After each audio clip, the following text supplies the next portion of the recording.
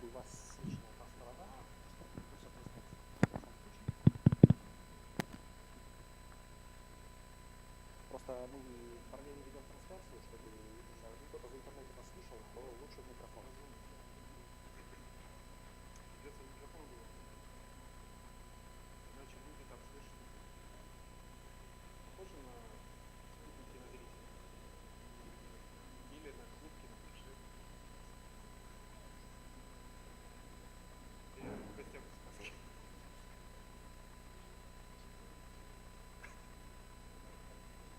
Ну, мы самые неформальные представители. Ну, как прилично домашних. Мне обычно супруга умеет.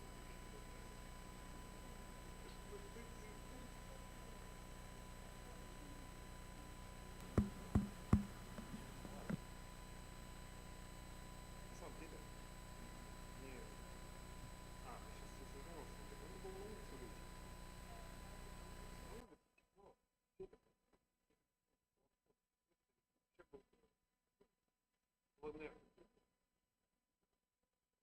как-то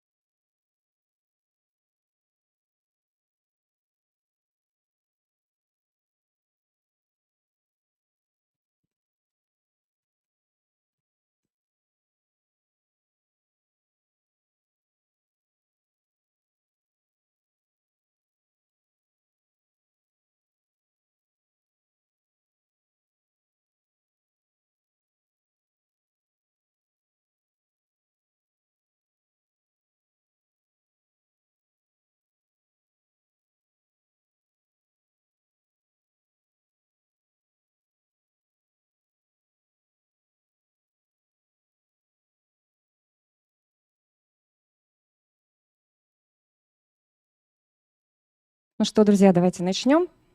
Все эксперты у нас в сборе. Мы рады приветствовать всех участников нашего семинара здесь у нас в Большом читальном зале Национальной библиотеки Республики Коми. Кроме того, мы рады приветствовать онлайн-слушателей и, конечно же, коллег с Яринской библиотеки. Очень рады сотрудничеству. Мы, Национальная библиотека, в частности, отдел патентно-технической и экономической литературы, а также информационно-ресурсный центр по экологическому просвещению «Эко-Ленинка» совместно с Коми-научным центром Уральского отделения Российской академии наук сегодня создали и организуем такой семинар «Борщевик Сосновского. Как бороться». Думаем, что данная тема, она актуальна, поскольку, проезжая по территории не только Республики Коми, но и Российской Федерации, мы наблюдаем очаги зарослей борщевика, и поэтому что делать, как бороться. Вот на сегодня мы хотим на мероприятии поднять способы борьбы с борщевиком, и надеемся, что каждый участник получит эти новые знания и сможет применить на личном опыте, на своих личных сельскохозяйственных угодьях. И я думаю, что каждый из нас таким образом сделает вклад в решение такой насущной проблемы. Призываю вас быть активными участниками, задавать вопросы и желаю всем хорошего настроения. А я передаю слово нашему модератору Елене Николаевне Патовой, кандидату биологических наук, ведущему научному сотруднику с исполнением обязанностей руководителя группы геоботаники и сравнительной флористики Института биологии Федерального исследовательского центра Коми-научного центра. Елена Николаевна, пожалуйста. Здравствуйте, уважаемые коллеги, друзья. заинтересованные люди. Я очень рада приветствовать вас в этом зале. Раз мы здесь с вами собрались, значит, вам интересна эта тема. Она актуальна действительно. Очень много вопросов, наверное, волнений у людей вызывает. И борщевик — это опасно. Поэтому очень рада, что вы пришли, и надеюсь, что мы сможем дать какую-то полезную вам информацию. Вы что-то сможете спросить и сакцентировать ваши вопросы и проблемы для научных сотрудников. И хотелось бы начать с краткой исторической справки. Так, сейчас, извините, пожалуйста. Так, ну что такое борщевик Сосновского? Как бороться? Сначала немножко истории. По датам. Борщевик Сосновского был открыт в 1940... Можно я встану? Был открыт в 1944 году, и открыт он был грузинской коллегой, работницей ботанического сада Грузии, и описан Идой Манденовой в горах Кавказа. Вид был назван в честь директора этого ботанического сада, очень известного ботаника, который многие годы работал в этом ботаническом саду, и очень много кавказских видов, которые были описаны, названы в его честь. И вот этот борщевик также получил такое название — борщевик Сосновского. В 1947 году начался эксперимент в городе Кировск, это Полярно-Альпийский ботанический сад, там был создан за полярным кругом ботанический сад, в котором пытались, и сейчас это один из крупнейших ботанических садов, в котором интродуцируют растения. У них есть от тропических растений, которые растут в оранжереях, и до самых полярных видов, которые растут высоко в горах. Сад очень интересный, очень старый по времени, и в нем работает огромное количество очень таких фанатов своего дела. И сейчас сад этот активно развивается. И вот в целях интродукции растений, какие бы могли расти на севере, в том числе был посажен туда и борщевик. Он там хорошо прижился, давал хороший урожай, биомассу, и поэтому, в общем, на него обратили внимание ученые. Ну, в 50-х, 52 году был собран исходный семенной материал. Это уже он был получен сотрудниками Коми-научного центра Константином Алексеевичем Моисеевым, который работал в лаборатории интродукции растений в ботаническом саду, тогда назывался ботанический сад Коми-научного центра, и начались работы по испытанию этого вида у нас в республике Коми. Немножко переключу слайды. Борщевик также у нас, ну, вы прекрасно знаете, начал хорошо расти на полях и лугах, и давать большой урожай, и этому уделялось много внимания. И даже вышла такая статья в 1962 году, называется «Северное чудо», в котором описывалось, какие большие урожаи дают, какие перспективы использования этого вида. И в ответ на эту публикацию пришло буквально через 2 дня письмо от Хрущева нашему Константину Алексеевичу с просьбой прислать семена борщевика для выращивания его в Подмосковье, так как, ну, вы знаете, Хрущев активно развивал сельское хозяйство, ну, период кукурузы было выращивание, в том числе, ну, искали виды, которые дадут прорыв в сельском хозяйстве, и поэтому как раз на борщевик и обратили внимание. Ну, конечно, это такой был карт-бланш получить такое письмо от главы государства.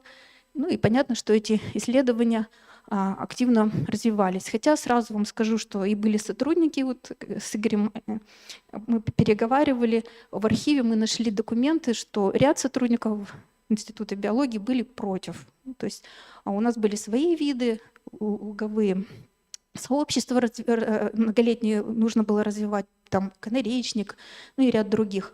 Но так как такие были, ну, задачи и положения, то, в общем, ну, к таким сотрудникам не прислушивались. Так, вернемся назад.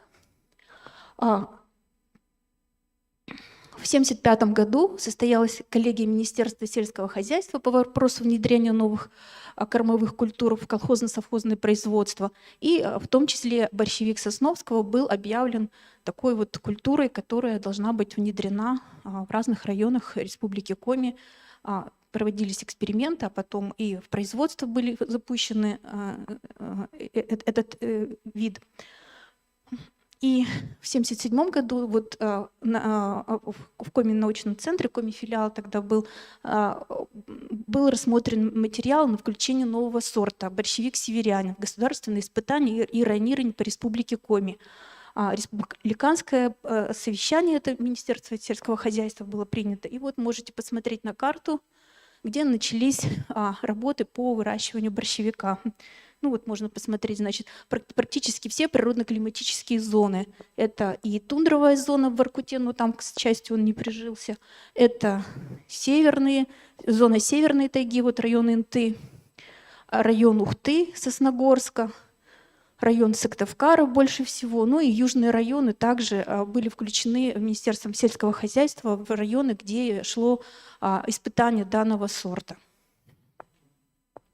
Ну и вот видите, в 33 совхоза занимались в южных и центральных зонах, 9 совхозов северной зоны Республики Коми. И борщевиком было в 80-м году занято около 4000 га. За эти работы Константин Алексеевич с авторами получил, по-моему, Ленинскую премию, да, у нас, ну, премию государственную за внедрение такого вот вида, который приносил большие урожаи. Ну, в 2012 году ранированный сорт борщака исключен из государственного реестра. То есть вот период с 1977 по 2012 год. Что у нас происходит? Ну, знаем, что в 90-е годы началась перестройка. Сельское хозяйство, ну и многие другие отрасли были, к сожалению, пришли в упадок из-за того, что происходили перемены в нашей стране. Об этом тоже вы все хорошо, прекрасно знаете. Молодежь читает. Мы с вами жили в это время. И сельскохозяйственные предприятия начинают либо перестраиваться, либо разрушаются. И посевы борщевика остаются без такого активного оборота, перестают косить эти луга, огромное количество земель выводится из оборота, и борщевик начинает свой путь, который мы сейчас имеем с вами, к чему привело вот этот период. То есть до 2012 года он считался сельскохозяйственной культурой. А как только стало понятно, что вид ведет себя как агрессор, начинает осваивать территории дополнительные. Кроме того, он вид, который вызывает серьезные проблемы со здоровьем у людей, ожоги, его исключают из видов, которые рекомендованы как сельскохозяйственную культуру, как утратившие хозяйственную полезность. И с этого момента, можно сказать, начинается история уже борьбы, а не наоборот, использования в культуре борщевика. В 2014 году коды продукции борщевика «Зеленая масса» и «Семена» исключены из общероссийского классификатора продукции, тоже повсеместно это произошло. И в 2015 году он утратил статус сельскохозяйственной культуры и внесен в отраслевой классификатор сорных растений Российской Федерации. То есть до того момента, когда он был исключен из реестра сельскохозяйственных растений, полезных, бороться с ним было даже и, в общем-то, наверное, нельзя. Почему? Потому что это сельскохозяйственное растение, которое включено в такие вот государственные реестры. И вот с 2015 года ситуация меняется коренным образом. Сейчас мы немножко с вами вернемся и посмотрим, где борщевик интродуцировался в каких научных учреждениях. То есть это не только Коми-филиал, не думайте, что вот наши сотрудники Института Коми-научного центра только этим занимались. Довольно широкий спектр институтов. Это Полярно-Альпийский ботанический сад, Мурманская область, наш институт, город Сыктывкар, Ботанический институт имени Комарова, город Ленинград, на станции Отрадная, Краеведческий ботанический сад Кабардино-Балкарского отделения Всероссийского общества содействия охраны природы в городе Нальчик, в ней Кормов Вильямса Московской области и Институт Тимирязева, Москва. То есть, в принципе, вот такой широкий спектр научных учреждений, который занимался изучением этого вида и его внедрением в производство, в сельское хозяйство. Ну и если посмотреть на карту современную, Игорь, как отчество, Владимирович предоставил любезно такую карту, чтобы посмотреть, где, какие зоны выращивания, да, на каких субъектах Российской Федерации. Это все связано как раз с районами, где проводилось внедрение этого вида в сельское хозяйство. То есть, вот смотрите, это районы Кавказа, Нальчик, Грузия, это нативный ареал, то есть там, где этот борщевик произрастает и в природе.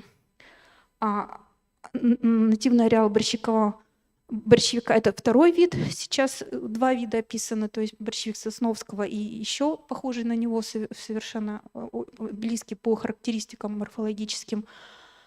Это совсем вот маленькая часть Кавказа, и куда он распространился благодаря нашим стараниям, то есть благодаря стараниям академической хозяйственной науки. То есть это районы север, вот Республика Коми, видите, да, практически вся, Архангельская область, Петрозаводск, Псков, ну, центральная Россия в большом количестве, вот Кировск, Пермская область, Новосибирск, Омск, это тоже у нас Новосибирская область, да, получается. Вот. И вот обратите внимание, еще был ботанический сад на Камчатке, где также в ботаническом саду выращивали борщевик Сосновского как, ну, интродуцент. И вот этот район тоже у нас входит в зону его распространения этого вида. Ну и посмотрите, в Сибири, ну, там и традиционно сельское хозяйство не так, наверное, развито, там леса в основном, и народу там практически нет.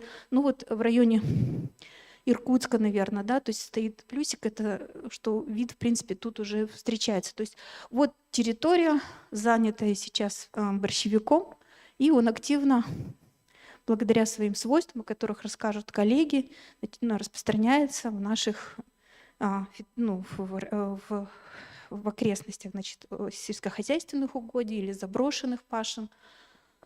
То есть вот, в принципе, территория, захваченная борщевиком. Ну и сейчас я хочу предоставить слово научным сотрудникам, которые занимаются этой группой, изучают ее с разных сторон. И слово предоставляю Павловой Елене Валерьевне, сотруднику лаборатории экспериментального питомника Института агробиологии Коми научного центра. Пожалуйста, Елена Валерьевна.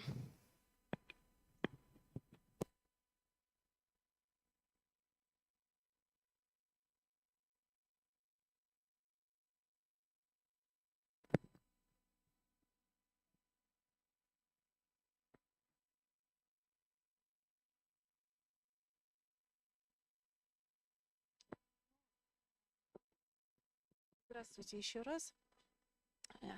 Предоставили слово мне, но я тут подготовила слайд, который дублирует ваше выступление. Единственное, что хочу добавить, что с 2019 года за разведение борщевика начали вводить штрафы. И если с борщевиком никакая борьба не проводится, также как бы это имеется в виду, что подразумевает, что возможны штрафы.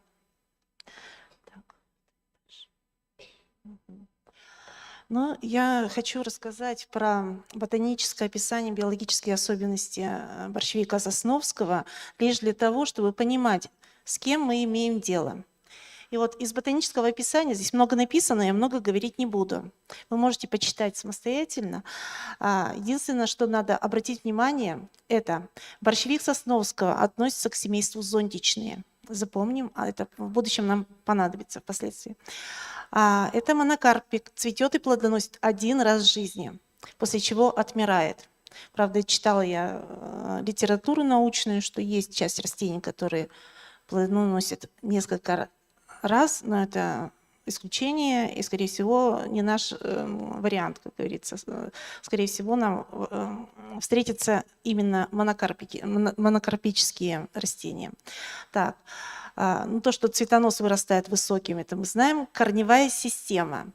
Стержневая, ее называют стеблекорень. Дальше. Основная масса располагается в слое до 30 сантиметров, но нам интересен слой гораздо меньше. Вот. Позже тоже об этом будет сказано. Цветки мелкие, их может быть даже более 80 тысяч цветков, соответственно, много семян может производить одно растение. И плод – это двусемянка. Семена созревают у нас примерно в августе, сентябре, а размножается растение только семенами. То есть вегетативным способом размножение не предусмотрено этим растением. Дальше. Почему же так распространился борщевик Сосновского? Мы должны рассмотреть, вот тут я 11 пунктов написала. Первое. Вегетация. Начинается весной, сразу после схода снега. Вчера в своем питомнике я долго-долго искала борщевики, чтобы вам выкопать и показать, что это из себя представляет. Это растение именно в зачаточном состоянии. Выяснилось, что борщевик малолетний еще не начал расти. Но тот, который много раз был в укосе, то есть у него разветвленная корневая система, вот он как раз уже все тронулся в рост. И я нашла 2 борщевика, выкопала их, поместила, можете показать, да, сейчас Наталья Гарбус держит в руках. Борщевик специально упакован в контейнер, потому что он очень сильно пахнет, просто невыносимо. В помещении, когда занесла, пришлось окно открытым держать и день, и ночь. Так, значит, как только у нас потеплеет, борщевик Сосновского не замедлит расти. И причем рост начинается сразу с самого начала, более активный даже, чем у других растений. Быстро растет, способен расти скученно. То есть какие-то растения, конечно, лидируют, а какие-то растения под их покровом все равно выживать могут. Мелкие. Если с огромными листьями растения погибают, то их заменяют другие растения. Затеняют почву огромные растения и забирают до 80% солнечного света. Вы понимаете, что другие растения в таких условиях просто не выживают. Поэтому борщевик Сосновского лидирует на всех позициях, занимая все больше и больше места. Способность растений откладывать цветение. Если особенно недостаточно света при росте под каким-то покровом, скажем, других растений, высокорослых, древесных, так, либо при скашивании. То есть растение приспосабливается, оно цветение откладывает, и поэтому может в таких условиях довольно долго жить. Перекрестное опыление, возможно, самоопыление. Одно растение способно создать целую популяцию. И очень интересно шагает, да? То есть если мы видим заросли борщевика, дальше мы продвигаемся, едем, например, по трассе, потом видим отдельные куртины борщевика, если вглубь мы куда-нибудь в такие нежилые места едем, да? И далее за этими куртинами единичные растения борщевика.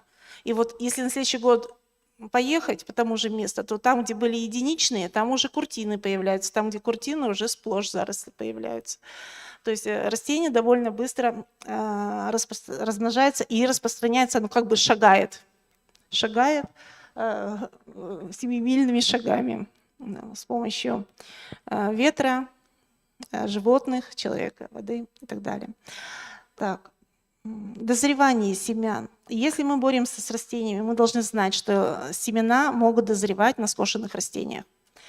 Быстрое расселение семян. Вот это вот как раз и сказала только что, с помощью ветра, воды, животных, человека, транспорта могут перемещаться эти семена. Но основная масса все-таки семян падает около растения, ну, практически 90%. И вокруг растения можно увидеть обсеменившегося старого, которое уже погибло, да, можно видеть много-много мелких молодых растений. Значит, высокая всхожесть семян. До 90%, а я думаю, что и больше. То есть все семена у нас достаточно жизнеспособны. Высокая сохранность семян в почве. Всхожесть сохраняют до 5 лет. Кстати, вот к зонтичным относится морковь, она тоже 4-5 лет сохраняет всхожесть. А петрушка до 3 лет сохраняет всхожесть. А вот борщевик, как морковь, до 5 лет. Семена могут всходить разновременно. Конечно, основная масса взойдет сразу же на следующий год, но есть часть семян, которые не взойдут и взойдут через некоторое время. И вот так они могут весной следующего года, через год-два или через 3-5 лет засходить, то есть постепенно. То есть вы вроде бы все уничтожили, хоп, опять борщевик. Откуда он появился? Вот как раз из тех семян, которые не сразу взошли. Раннее прорастание семян. Семена и всходы растений выделяют биологически активные вещества, фуранокумарины, которые тормозят прорастание семян других видов растений. То есть растение, оно взошло, и тут же, выделяя вот эти вещества, тормозит прорастание других растений, семян других растений. Получается, уже на этом этапе оно занимает лидирующие позиции. А тем более, когда оно выбросит первый настоящий лист, а он сразу крупный, он уже место малюсенькое, но свое уже отвоевывает. Дальше. Высокая жизнеспособность. Первые настоящие листья молодых всходов гораздо крупнее первых листьев. Ну, я забегаю немножко вперед, чем читаю. В общем, они никак не могут конкурировать с борщевиком. Содержание фуранокумарина в борщевике Сосновского защищает от растительноядных насекомых. Хорошая новость. В прошлом году я сфотографировала, правда, фотографии здесь нету в презентации. Какие-то насекомые уже начинают объедать зонтики. Это, вероятно, я так думаю, или тля, или кто-то такой хороший насекомый, который уже начинает бороться с борщевиком. Так. Поговорим немножко про фуранокумарины. Это происходит ну, по-русски, если говорить, да, фотохимическая реакция при контакте с растением, то есть он содержит это вещество. И если вы задели борщевик, особенно в июле, когда уже жарко и очень солнечно, да, такой, особенно в полдень, вот, то сразу может пойти реакция фотохимическая, еще раз повторяю, или по-другому ее называют фотосенсибилизирующие вещества, фуранокумарины, которые начинают проявлять свою активность на свету. Появляется ожог, который проявляется не сразу. Его даже можно не почувствовать сразу. А когда солнце светит, этот процесс идет, и страшными ожогами люди, особенно раньше, когда не знали этого, поражались. Причем в начале, когда борщевик стал здесь расти, люди же не знали, они ходили загорать в этот борщевик. Большие листья, на них ложились прямо. Вот, и первые ожоги появились вот таким образом. Когда мне это рассказывали, конечно, я поразилась. Это до меня еще было, получается. Ну, мы маленькие были, до моего возраста. Так. Значит, на коже может появиться ожог. Если в глаза попадет сок борщевика, это ожог роговицы и даже может привести к слепоте. Это опасно очень. Аэрозоль сока борщевика и пыльца при высоких концентрациях могут вызвать отек гортани и верхних частей пищевода. Это надо знать, когда вы боретесь.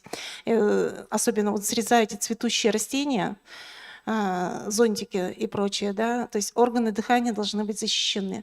Какие тут меры безопасности?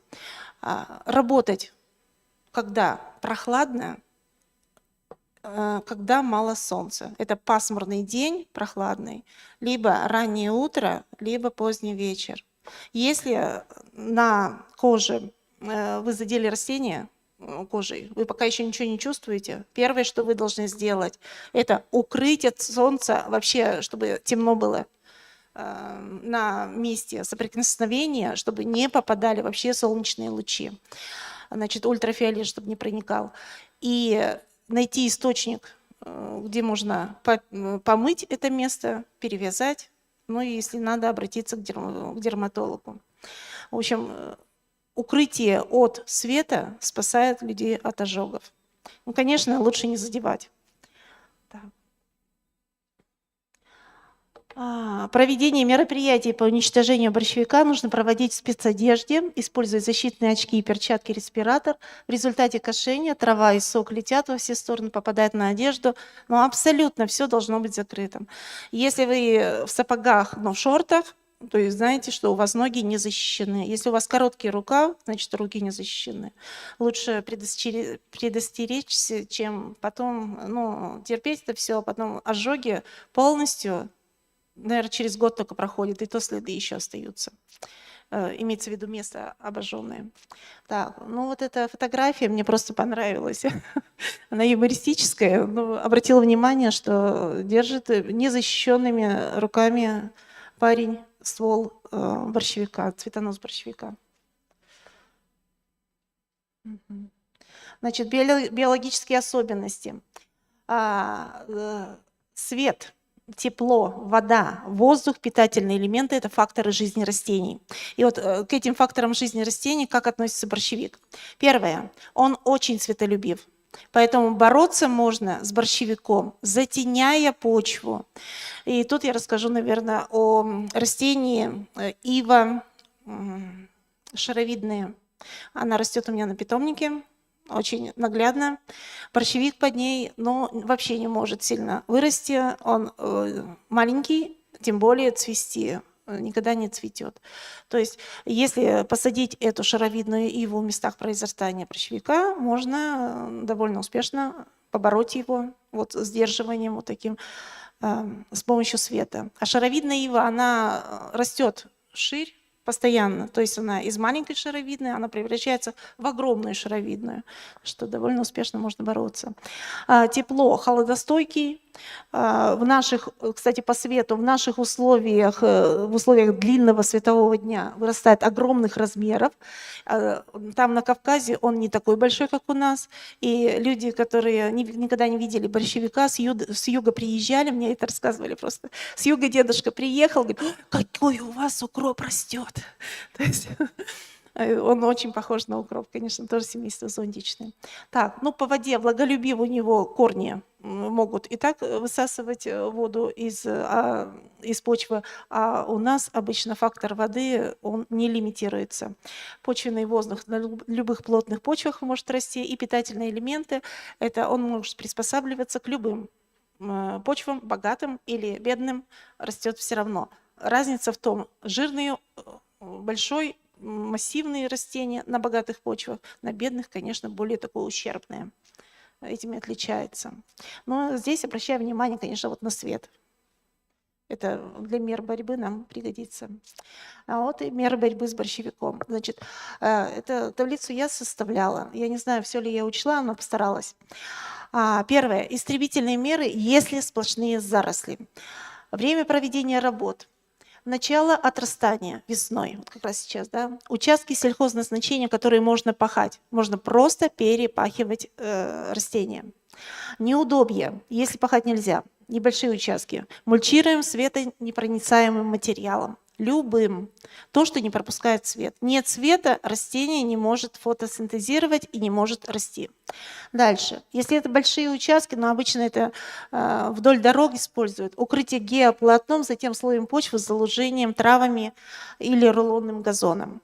Довольно успешно. На таких участках точно борщевики не растут, но затратно. Так. Или это все можно весной заменить химической обработкой по листьям при высоте растения от 10 до 40 сантиметров. Но некоторые гербициды, они предполагают опрыскивание вплоть до начала бутонизации. Вспашка как способ уничтожения борщевика. Кроме того, что мы уничтожаем борщевик, еще он, перегнивая в почве, доставляет нам питательные вещества, и после него растут хорошо сельскохозяйственные культуры. Как, впрочем, после любых растений. Например, после трав картофель хорошо растет, да, но так же и как после борщевика. Укрытие участков светонепроницаемым материалом тут тоже представлено. Много материалов надо, участок не получится большой укрыть. Гербициды. В основном какие гербициды использовались у нас до сих пор? Это глифосат, изопропиламинная соль, в основном иногда калийные соли используются. Это фосфор-органические соединения. Пришел к нам под брендом Roundup, и я, когда сама еще училась в институте, 85-90 год я училась, да, там как раз нам про этот Roundup и рассказывали. А впоследствии стали выпускать именно вот этот глифосат, вот это действующее вещество, значит, под разными названиями.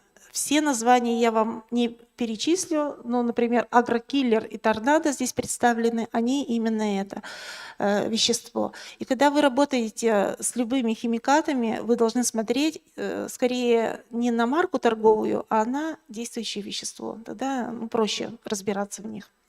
Значит, их глифосаты как бы под запретом, я даже не стала убирать этот текст, купить его можно, но, опять же, это фосфор-органическое соединение, поэтому от него желательно постепенно уже отказываться.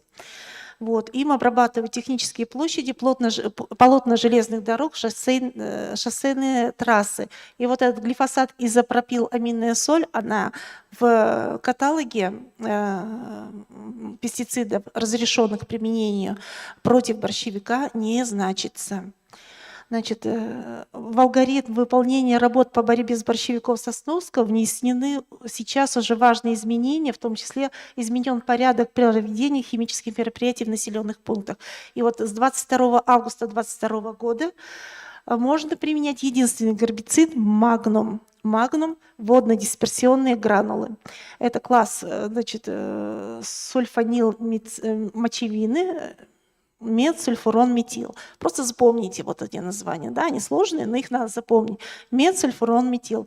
Единственный препарат разрешен в населенных пунктах. По секрету вам скажу, что есть и другие препараты на основе вот этого действующего вещества. Они будут действовать ровно так же, просто они не разрешены. Видимо, там имеется в виду, что это, может быть, оплачивается отдельно, или я не знаю, по каким причинам. Другие препараты не разрешены. А вот от фирмы «Август», получается, разрешены. Магнум. Значит, нормы применения здесь внизу приведены. Единственное, могу сказать, что есть еще смесовый гербицид «Магнум с торнадо». Вот магнум, вот торнадо, да, он действует ну, в двух направлениях сразу. Ну, в принципе, я думаю, что и магнум один бы справился. Так, дальше. Идем. Здесь у меня составил тоже таблицу, скорее для себя, чем для того, чтобы вам презентовать. Но здесь все, что я нашла по борьбе с борщевиком в вот этом каталоге разрешенных пестицидов. И как этот цвет называется? Розовый, да? Деймос, например, обратите внимание на него. Вот ЛПХ – это личные подсобные хозяйства. В них прямо в каталоге указано, что их можно там применять. Соответственно, вы можете их применять. И обратите внимание, Витара, Дионат, Мономакс – они все одинаковое содержание и имеют действующие вещества и одинаковое название действующего вещества. Однако только один препарат разрешен в личных подсобных хозяйствах. Так, идем дальше. Мы к ним еще потом вернемся. Ну, вот здесь классы, кстати, указаны. Первое. Вот, фосфорорганические соединения, ФОС, но глифосат калийной соли. Видите, спрут экстра. Глифосат калийный, не изопропиламинной соли. Вот. Дальше класс производной бензойной кислоты. Вот эти дикамбы идут. вот смесовый препарат генсек. Дальше класс имидазолины. Сайтера, Грант, опять же в ЛПХ можно применять. Смесовые препараты имидазолина, сульфанилмечевина, более действенные. Магнум, вот про который я уже говорила, к классу сульфанилмочевина относится. Ну и так далее. Очень стойкий в почве перидин, поэтому он не разрешен у нас в личных подсобных хозяйствах. Что надо помнить про обработки борщевика гербицидами? Значит, группы веществ, разные гербициды относятся к разным группам веществ. И поэтому обработки мы проводим при разных условиях. Вот, например, тот глифосат, про который я уже говорила, торнадо, агрокиллер, обработка проводится при температуре 18-20 градусов за 6 часов до дождя. Дикамба при 18-24 градусах за 2-3 часа до дождя, потому что действие там совершенно другое, гормональное. Вот. Имидазолоны, сульфанилмочевины при температуре уже больше 5 градусов можно их использовать, оптимальная температура 10 градусов за 1 час до дождя. Вот глифосат действует только по листьям. Если смоет его дождь, он не будет действовать. Через корни растения не могут их всасывать. Поэтому и за 6 часов до дождя указано. Все остальные препараты могут всасываться и листьями, и корнями, почвенные гербициды. То есть, поэтому вот когда вы берете гербицид, если вы с ним работаете, вы строго должны соблюдать применение. И если не написано, то сейчас вот просто запомнить. И вам выдадут потом материалы, по которым можно посмотреть для памяти, что именно вот так надо за столько-то часов и при такой температуре использовать эти препараты. И главное, вот ключевое я хочу обратить, последняя строчка. Следует избегать попадания на другие растения, в том числе древесные. Вы задели яблоню, предположим, одну маленькую веточку, немножко там по листикам, а гербицид пошел по системе, и он убил всю яблоню. Были случаи. Поэтому осторожно. Если у вас борщевики растут близко от нужных растений, ставьте щиты и опрыскивайте. Так, идем дальше. Ну вот здесь описано, я не буду тут рассказывать сильно долго, в чек-листах это все будет, вся информация будет приведена. Единственное, что хочу сказать, что в магнуме, значит, низкие нормы расхода прямо на порядок. На порядок это значит на 10 единиц, да? По сравнению с другими гербицидами даже на 2 порядка иногда меньше. То есть это уже хорошо, экологичнее для природы. Так. По вот этому гранту надо обратить внимание, что сорняки долго остаются зелеными, но рост прекращается сразу. Вот. В конце концов растения погибнут. Это не значит, что гербицид не подействовал, просто он другой. Так. Ой, что я сделала? Так. Угу. Вот еще 3-й гербицид, Деймос, дикамба. Тоже здесь можно прочитать. Здесь он может применяться не только для сплошных, я вот еще чуть не сказала, для вообще сплошной обработки все эти гербициды используются, но есть такие, как Деймос, например, они могут использоваться на газонах, то есть злаковые травы остаются живыми после этой обработки. Так. Это вот примеры. Хакер, например, используется в смесовых смеси с магнумом и с поверхностно-активными веществами. Очень хорошо тоже борется. Лентур – это от дикамбы. Так, дальше идем. Борщевик после обработки глифосатом желтеет, останавливается в росте. Сдерживающие меры. Если вы скашивать будете борщевики, а мы же не можем сразу со всем борщевиком бороться, мы начинаем какие-то участки просто скашивать. Вы должны знать, это просто сдерживает этот борщевик. Значит, уменьшает биомассу, и когда у нас, если цветоносы появляются, скашивание уже борется с обсеменением растения. И эти растения надо будет следить, чтобы из отрастающих побегов не появились там семена полноценные. Дальше. Удаление зонтиков на нескошенных участках. У нас же много участков, и если некоторые участки вы просто хотите, ну, чтобы не распространялся этот борщевик, надо убирать зонтики. Каким образом? Или подрезаем полностью цветонос, или срезка самого соцветия только срезаем сам, сложный зонтик. А сложный зонтик, он состоит из мелких зонтиков, да, срезаем мелкие зонтики в соцветии. И четвертое, если семена уже там появились, мы уже срезаем вот сами ножки около семян, чтобы эти семена не дозрели. А если они уже дозрели, то это все собираем в пакет и глубоко закапываем в одном месте, например, да, либо следим на том месте, если не закопали, чтобы они не отросли в будущем. Да. Ну, значит, уменьшаем биомассу. Мы должны знать, что могут жить до 12 лет. Сейчас, я быстро, я уже скоро. Вот. Если начало скашивания перенести на генеративную фазу, я об этом уже рассказала, значит, растат будут цветоносы более мелкие, за этим надо следить. И еще, если у нас борщевики очень высокие, как их косить? Удобно косить плоскорезом Фокина, остро заточенным. Берем движение на себя, борщевик от нас падает. То есть мы защищены от него. Так, дальше идем. Это вот работа, проведенная с борщевиком. Где можно подрезать? Вот здесь на картинке красным отмечено. Это я уже сказала все. Угу. Дальше идем. Вот борщевик растет. Вот его срезали. В таком виде он выглядит. Все фотографии с интернета. Угу. Если единичные растения, как с ними можно бороться?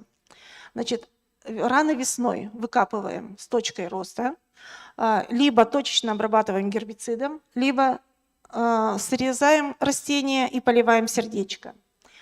Весь сезон, в принципе, вот эта срезка и полив сердечко можно весь сезон делать.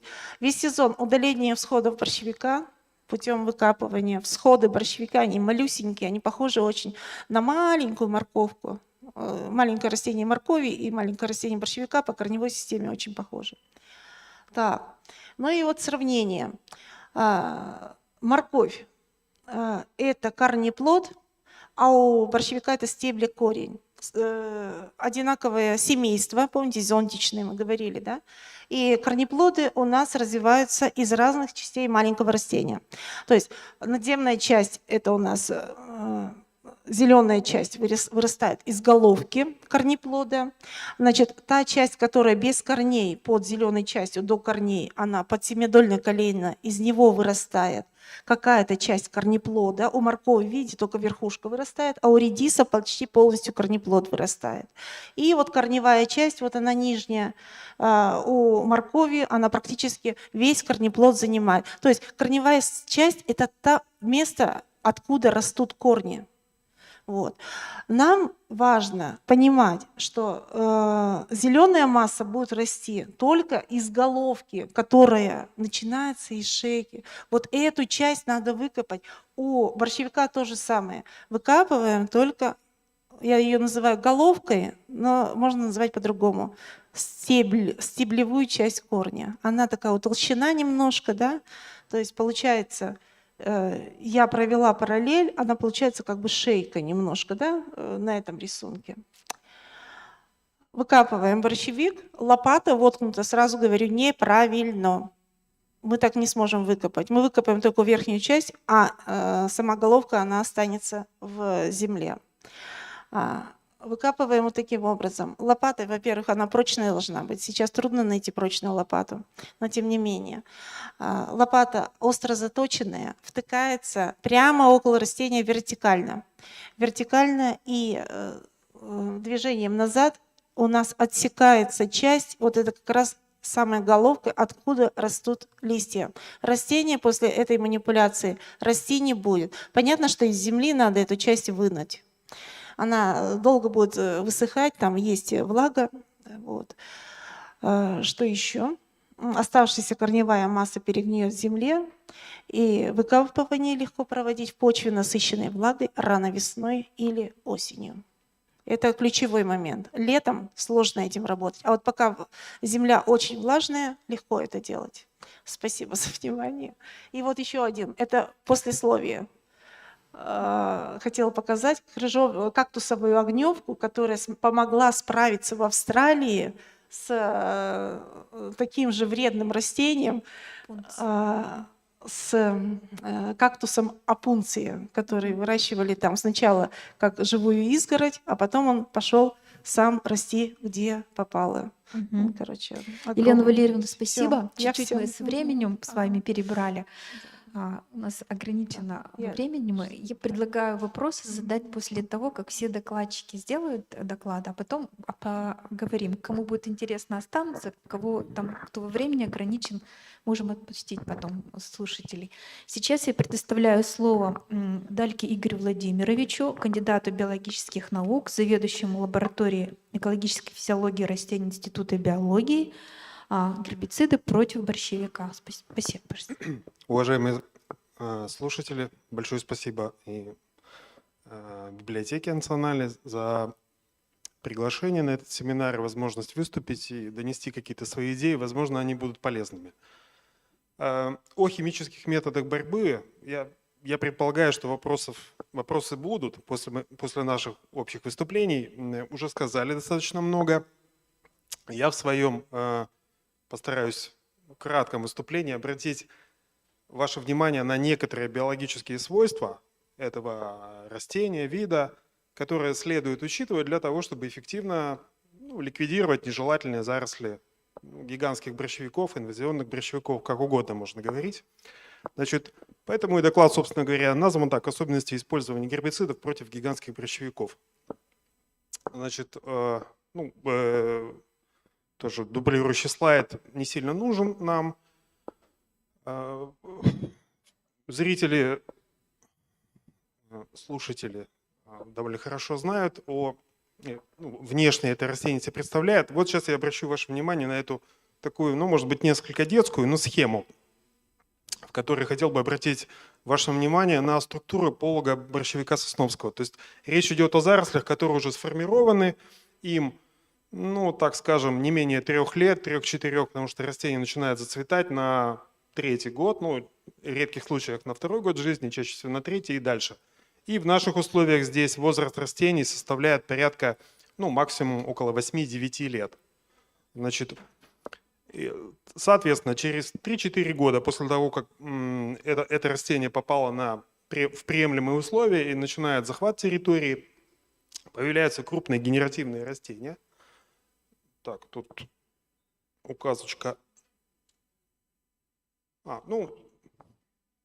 Ее не видно, да? Ага. Такие вот крупные растения, видите, серенькие, да? Это крупная генеративная особь, под пологом которой обитает растение меньшего размера. Уникальная ситуация в том, что в наших условиях, в отличие, допустим, от естественного ареала Кавказа, на котором в прошлом году нам удалось побывать и собрать материал и генетический, и образцы для гербария, значит, в наших условиях этому растению удается сформировать полог, который является многоярусным. Под пологом крупных растений, соответственно, растения меньшего размера, и совсем в приземном слое мы можем наблюдать вот такие маленькие особи, с небольшим габитусом, и какой-то почвенный фонд семян сохраняется. Исходя из этого, собственно говоря, и о стратегии применения гербицидов, я фиксирую ваше внимание на этом и перехожу к следующему слайду. Да, здесь на примере показано, что мы видим внутри. Надеюсь, без защитных костюмов никто в такие заросли не заходит, и будьте благоразумны и внимательны к своему здоровью. Здесь как раз 11 июня, первая декада июня, заросли высотой уже порядка метра, и внутри в пологе мы видим очень разные растения по габитусу, и так, как условно я бы их назвал, там и маленькие растения, малыши, и среднего размера, и довольно крупные растения, будущие генеративные растения. Вот здесь фаза бутонизации фактически началась, вот тут срезанные бутоны в приземном слое можно обнаружить. Значит, о почках возобновления, которые располагаются, заглублены, располагаются на стебле корня или каудексе, как говорят. Об этом тоже мы уже сказали. Это важный момент для механической уборки растений и извлечения их из почвы. Ну, глубина залегания, конечно, очень разная. Ну, максимальные глубины, которые вот наблюдались, там порядка 15 сантиметров. Но в среднем это сантиметров 10 на это нужно рассчитывать. Значит, еще один факт, о котором упоминали, это дальность расселения семян или мерикарпиев. Основная масса семян в силу специфики анимохорного расселения у этого растения, даже специально есть классификация, семена расселяются особым, у борщевика, у зонтичных, расселяются особым способом, называется в науке по типу баллистов-анимохоров. Баллисты в смысле падают, анимохоры в смысле летят по ветру. Ну, планируют, так скажем. Так вот, основная масса семян расселяется действительно на дистанции около 10 метров от материнского растения, но, как показали эксперименты и моделирование, и практика, собственно говоря, некоторые семена, это очень редкие события, они могут расселяться на дистанции до 40 метров. И это чрезвычайно важно для понимания, как расселяются эти растения, с какой скоростью они расселяются, как они перемещаются в пространстве. Но вот эта вот дистанция 10 метров, она важна для создания буферной зоны.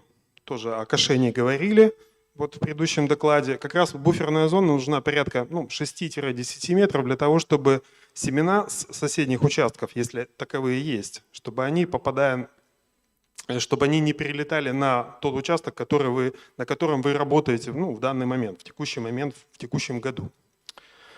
Значит, про метод уничтожения не буду. Тут, значит, тоже внимание уделялось химическим методам борьбы. Буквально вчера зашел в магазин, просто вот в 2 магазина. Дело никакой рекламы нет. Я хотел узнать в продаже, какие гербициды и с какими основами продаются для потребителя, для обычного человека. То есть действующие вещества, о которых тоже говорили, глифосат, на тех бутылочках, которые мне удалось подержать в руках, это 360 грамм на литр, действующие вещества концентрации 500 грамм на литр. Вот дикамбо тоже продается. И есть еще довольно забавные компоненты, которые позволяют самому создавать смеси. То есть дикамбо вместе с глифосатом там в одной коробочке, правильно ли я скажу, это как баковая смесь, да, получается. Токсичность, на это тоже все внимание обращают, наверное, и вопросы про это будут. Только вот в литературе и на этих вот этикетках пишут то 3-й класс опасности, то 2-й. Тут как бы с этим я не разобрался. Может быть, коллеги мне помогут, подскажут, поправят меня. Но 3-й класс опасности – умеренно опасные соединения. Значит, по факту, однократная обработка борщевика сосновского гербицидом, здесь пример на основе глифосата, только потому, что я сам лично, мои коллеги использовали именно глифосат. Других причин нет. То есть можно, очевидно, было использовать и другой препарат, с другими действующими веществами. Как бы картина слева и справа, да, через 30 дней после обработки и через 70 дней после обработки, она довольно заметна. Что можно видеть, что через 30 дней после обработки, месяц, да, то есть крупные растения погибли, но однократная обработка имеется в виду. Через 70 дней после обработки мы видим всходы молодые. То есть это те особи, борщевика, которые всходят, так как на них просто глифосат не попал. В силу многоярусности полога, в силу того, что обработка не проводилась сплошняком, то есть вот весь полог изнутри тоже не обрабатывался. Мы работаем по поверхности. Значит, про вот эти нюансы и использование гербицида чуть позже. А здесь я бы хотел тоже практический пример такого, так скажем, полупромышленного использования гербицидов на территории города Сыктывкара. То есть это наш такой локальный опыт. Когда мы обрабатывали в 2018 году участок порядка, округлю тоже около 10 гектар, и сначала пользовались рекомендациями, которые гласили о том, что нужно использовать гербициды несколько раз за сезон. Сейчас И в контрактах, и ну, в литературе, и так вот в средствах массовой информации можно найти сведения о том, что обрабатывают 2 раза за сезон. Ну и в контрактах, которые заключаются городскими службами, тоже, если я сейчас, да, я не путаю, я думаю, я уверен, 2 раза включены, ну, 2 обработки включены в такие контракты. Значит, ну вот здесь вот 3-кратная обработка, да, обработана около 10 гектар. Эффект налицо, это, в смысле, на почве. Жилой комплекс Атлантида. Значит, но в 2019 году, это 2018 год, эффект, ну, конец сезона, 2018 год. В 2019 году мы видим, фотография не очень четкая, простите, но обращу ваше внимание, видите, вот такие светлые пятнышки, да, это отдельные особи борщевика. Ну, так сказать, не сказать, что их мало на этом участке, да. То есть, конечно, большая часть участка, ну, тут фотография, фрагмент участка покрыта аборигенной, рудеральной растительностью, полынь, крапива, ну, все, что там в почве, почвенный банк сохранялся длительное время, корневичные виды были, они все поднимаются. Но, тем не менее, борщевик отдельно присутствует, и это потребовало от нас еще одной обработки. Локальной, точечной, шагая по участку, непосредственно видим, где какое растение, и мы начинаем ликвидировать. Отсюда, после того, как мы это все переварили, пропустили через себя, возникла такая мысль, и мы ее проверяли, о том, что обработку, ну, если очень кратко говорить, обработку гербицидами надо проводить 1 раз в год. Значит, к чему это приведет? Такая пошаговая работа. Значит, шаг первый. Обработку производим 1 раз в год. В начале вегетационного периода, не ранее массового достижения растением борщевика высоты около полуметра. Ну, тоже об этом говорили. Это произойдет довольно рано. В первой там, декаде июня уже можно, ну, то есть если уже вторая половина июня, уже можно там сквозь заросли вот так вот пробираться придется. Что это дает? Нам удастся обработать за один прием практически все растения 2-го года жизни и старше, то есть это крупные растения, да, прежде всего, которые мы видим на поверхности, когда шагаем сквозь эти заросли. Часть всходов также погибнет, но не все. Всходы, которые появятся сразу после уничтожения взрослых растений, можно оставить, ну, так, как они есть. Конечно, я описываю картину, когда у нас недостаточно ресурсов, это, ну, и в том числе финансовых, да, и людских, и финансовых, это почти всегда так. Но у нас есть острое желание избавиться от нежелательной заросли. Итак, мы оставляем маленькие растения. Почему? Потому что за ту вегетацию, которая осталась, они в генеративные не превратятся. А раз они не станут генеративными, по сути, они для нас, то есть это не приведет к расселению, ну, к увеличению площади. И, ну, так как семян, собственно говоря, не будет. Поэтому обработку этих растений, которые появятся, мы оставляем на 2-й год. Шаг 2. Это 2-я сплошная обработка, когда подрастает растение. Они подрастут, они выживут, переживут зиму, все будет в порядке у них, тут проблем никаких. Но они вырастут, станут заметными и также достигнут высоты около там, полуметра в начале вегетации, и их легко можно будет ликвидировать. Также вот этот устойчивый фонд семян, но он быстро расходуется, ну, там, говорили о 5 лет, да, ну все-таки вот эта динамика расходования банка семян, она очень стремительная. То есть 1-й, 2-й год и к 3-му году очень мало семян будет. Они будут, но их будет критически небольшое количество. Итак, на 2-й год вы обрабатываете растения, которые выжили и взошли. Ну и на 3-й год в идеальных условиях, если обработка проводилась верно, с соблюдением всех регламентов, вам будет необходимо, ну, тоже с высокой вероятностью потребуется точечно ликвидировать растения, которые остались и вы или пропустили, или, ну, или они действительно получили недостаточную дозу гербицида, а фитомасса растений большая, поэтому дозировки должны быть, ну, достаточно приличными. Нужно полностью обрабатывать растения очень качественно. Кроме того, вот последняя фраза: для контроля заноса семян следует поддерживать буферную зону шириной не менее 6 метров.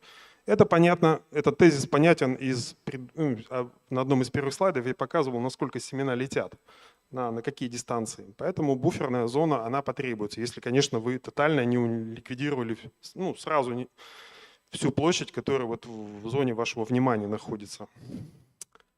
Это лишь пример нашей практической работы, то есть тоже не сочтите это рекламой, то, чем пользовались, то и показывают. То есть, да, значит, использовали мы на тот момент препарат Торнадо 500 ВР. Сейчас я просто не знаю, в списке он каждый год этот пересматривается список гербицидов разрешенных там или неразрешенных. Ну, неразрешенного списка нет, есть только список разрешенных препаратов.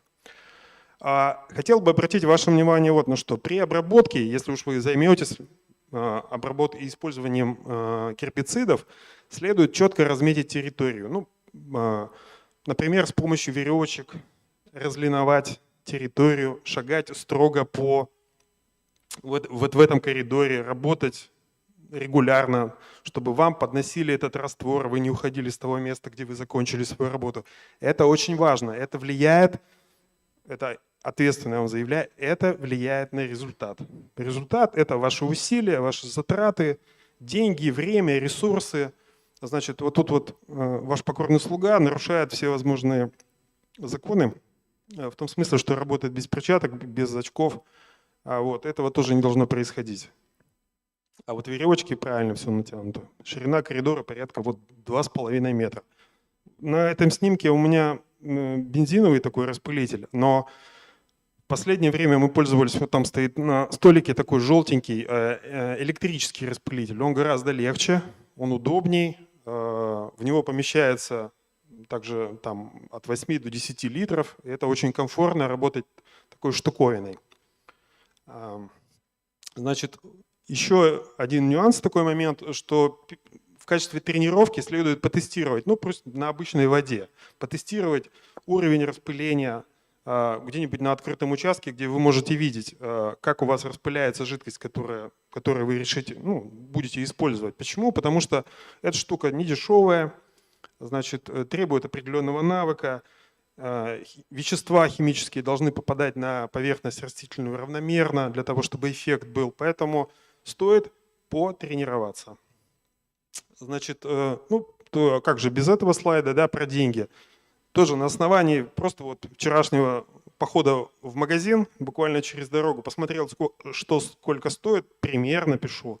Вот, значит, я, конечно, тот еще математик, но я надеюсь, все правильно посчитал. Значит, затраты на реактив без работы, без доставки, там, без всяких порядка 1 рубль на квадратный метр заросли борщевика. Но речь идет о однократном использовании. А таких кратность такая, судя по всему, не 2, не 3, может быть, и даже побольше потребуется. Значит, ну, здесь вот о том, что рекомендации существуют к каждому препарату, это все верно. Спасибо за внимание. Значит, так или иначе, большинство сведений и знаний, которые мы получаем, они в такой доступной форме на сайте Борщевик, если это небольшая реклама себя. Все, готов ответить на ваши вопросы.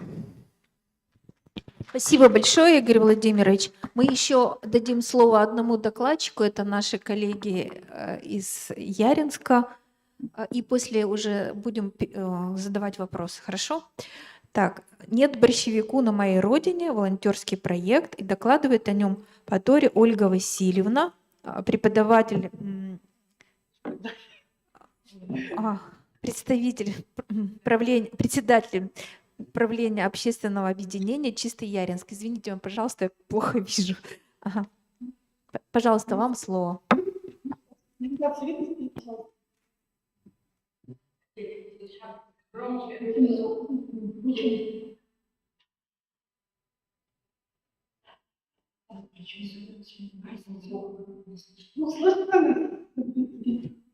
Да, слышно хорошо. Угу. Слушаем. Презентации пока не видно. Нет. Внизу по центру кнопка «Поделиться». Нажимаете ее. Выбираете весь экран. Нажимаете еще раз кнопку «Поделиться».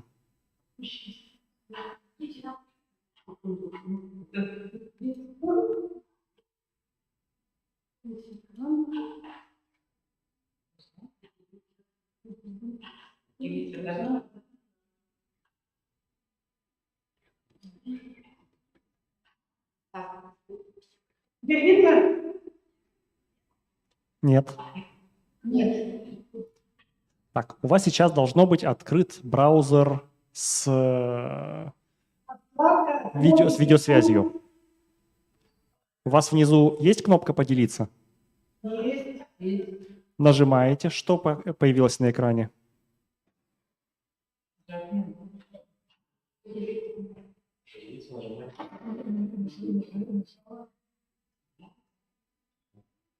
Да, все видим, браузер ваш.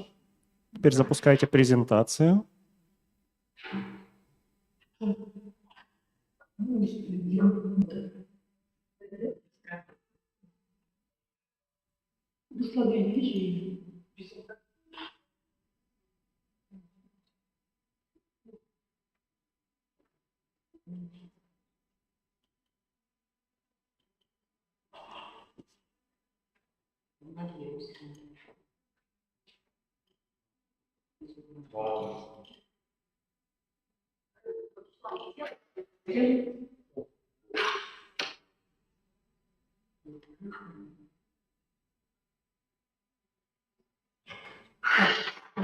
Да, все, видим вашу презентацию. Все хорошо. Добрый день. Вот хотим вам рассказать сегодня о нашем качественном опыте борьбы с большевиком в течение последних 2 лет в нашем поселении, в общем. Вот немножко информация про то, что, где мы живем, это село Яринск, Ленского района, это 160 километров от Петра, совсем недалеко, и наша организация в течение последних 2 лет совместно с жителями Яринской деревень нашего поселения проводит весенние виды, в том числе мероприятия по борьбе с большевиком. Значит, начали мы работу в прошлом году, это в 2021 году, по середины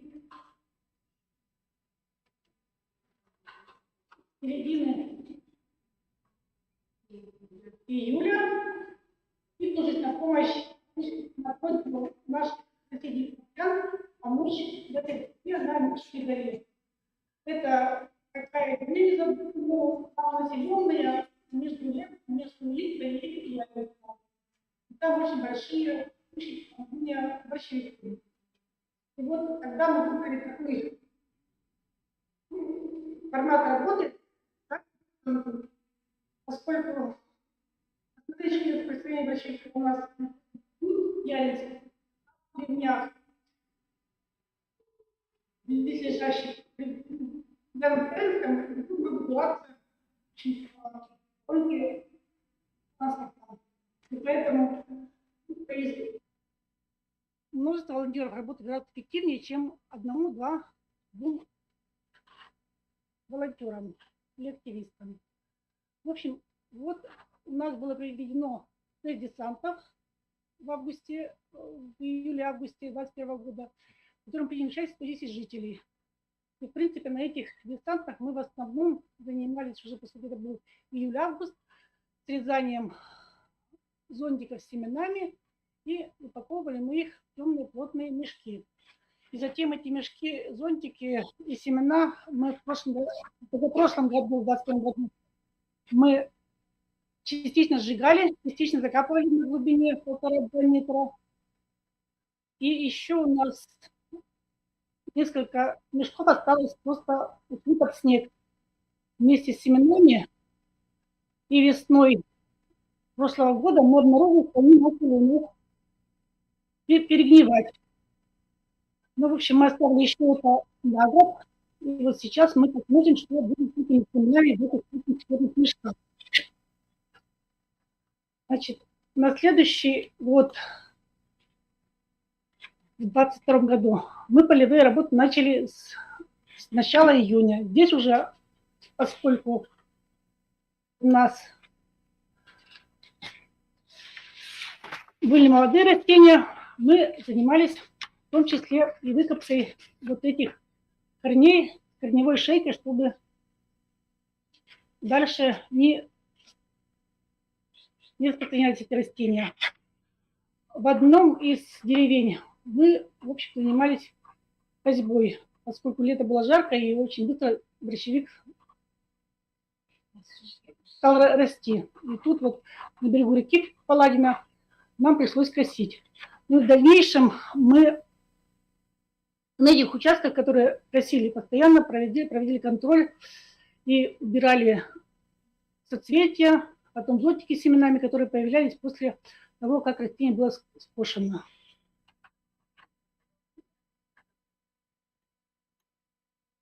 Ну, в принципе, основным видом борьбы вот летом и тем летом и 2021 года у нас было все-таки срезание зонтиков, цветоносов и срезание потом зонтиков с семенами. И упаковка это все в плотные темные черные мешки. В принципе, параллельно мы объясняли жителям, как надо это делать, как не надо это делать.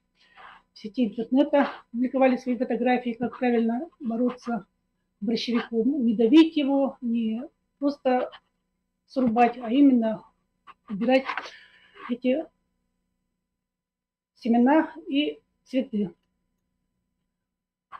Ну вот это вот участок на Микшной горе, где у нас было много-много большие площади этого борщевика. И вот уже у нас к концу нашего сезона, 12 августа, у нас все такого безобразия уже не наблюдается. Скажи еще, как называется. Ну вот этот вот да, защитные костюмы. Ну а в принципе все остальные тоже в процессе работы были защищены. Перчатки, одежда, лицо защищено.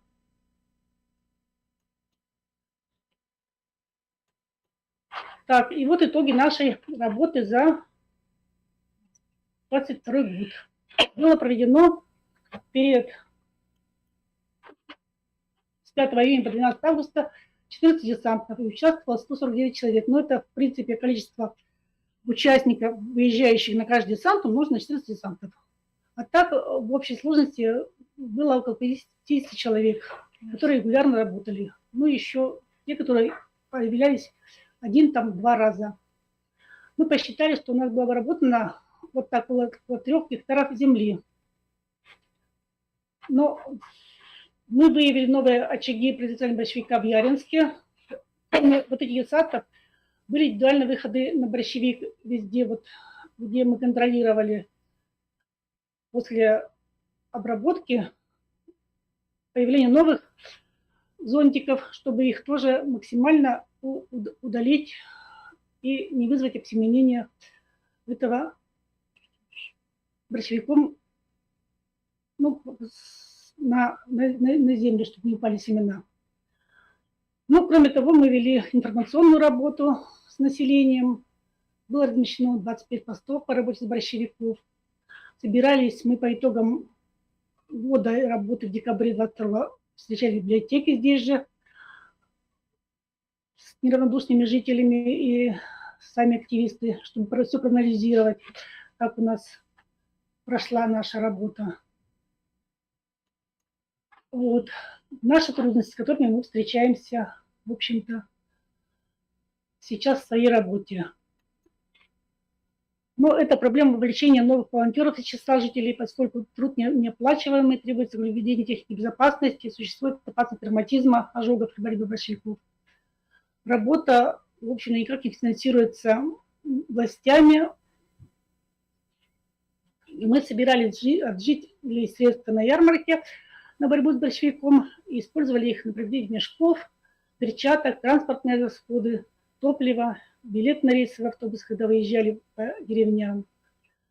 У нас в районе нет действующей программы борьбы с борщевиком. Есть только программа субсидирования по обработке сельхозземель, но таких сельхозземель у нас как таковых тоже нет.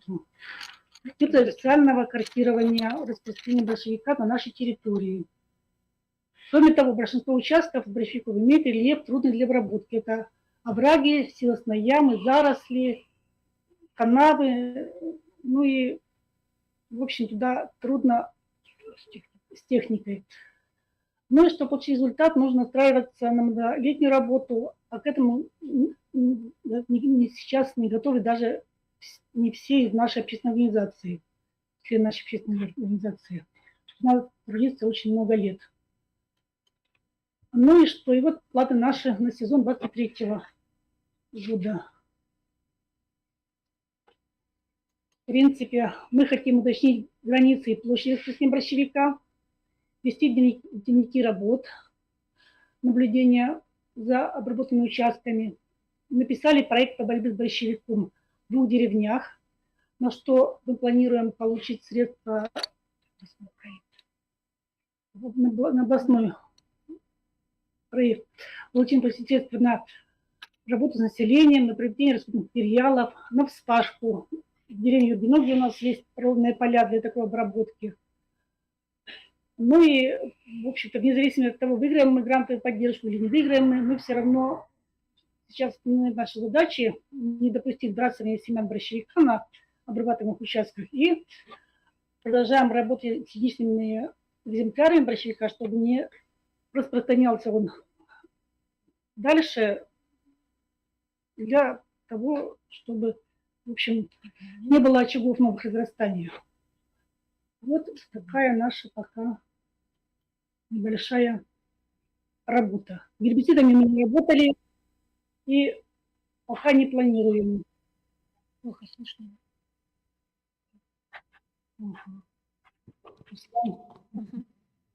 Ольга Васильевна, спасибо вам огромное за интересный доклад.